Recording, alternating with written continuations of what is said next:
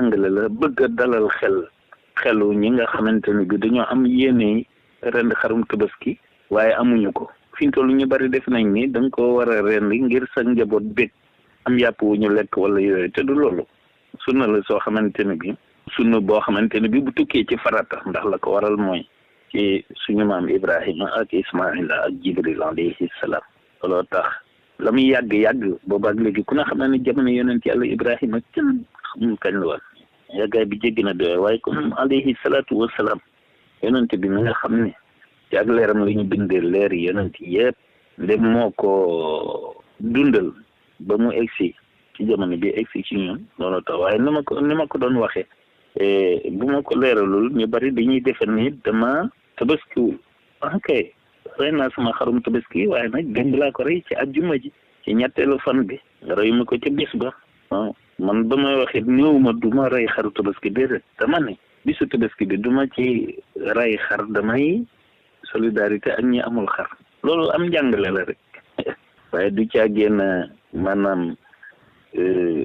jéem a woyefal dara ci li nga xamante ne bi moom la yonent bi jàngale alayhi salaatu wassalaam li ma ci yokk rek li ma doon wax léegi nii comme tey la gaawu tey la samedi te ku tëdd ci bisu samedi la ko bind moo tax ma jiital ko la ma ciy teg rek mooy candidature bi nga xamante ne bi bëgg naa ko yëgle sama candidature ci élection yi di ñëw nii li ma ciy jublu nga xam ne defuma ko ci turu benn structure du parti du coalition candidat libre lay doon waaw candidat permanent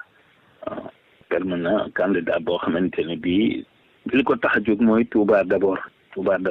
candidature boo xam ne li ko tax a jóg loolu Touba d'abord moom bu ko defee itam nag li ci war ci argument yëpp nag du sob yàlla dinañu ko génne projet de société bi moom wax nañ ko waxati ko démocratie bi nga xam ne mooy gën a parfait bi itam te ñu tëgg ko ba def ko ci téere ba noppi démocratie boo xam ne moo gën a parfait moo ëpp yërmande ak idéologie boo xamante ne bii dañuy koy jëlee ci mbàndum ko tedd ki maanaam ab joxoñam yooyu loolu moo tax suñu candidature ñu koy déclaré incha allah bu ko defee téere bi nga xam ne dañ ko bëgg a génne tudde ko silkul jawaaxir te war ko annoncé annonce bi mooy jiitu publication bi dañ koy njëkk a annoncé ba noppi mu ñu koy annoncé incha allah 5 septembre ci la ñuy annoncé wàlle candidature bi incha allah waaye dara Touba d'abord daal moo ñu tax a jóg ndax li kulli shay'in qalbun nin koy waxee rek noonu xolub Sénégal daal mooy Touba waaw bu dee ci wàllu diine ak ci wàllu géographie ak démographie yëpp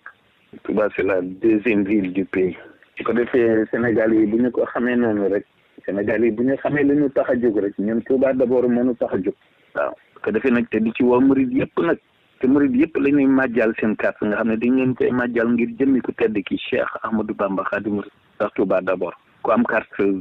d'électeur nga bañ ko jëmale fenn waaw murid yëpp yi nekk fii ak yi nekk ci diaspora bi ñëpp la ñuy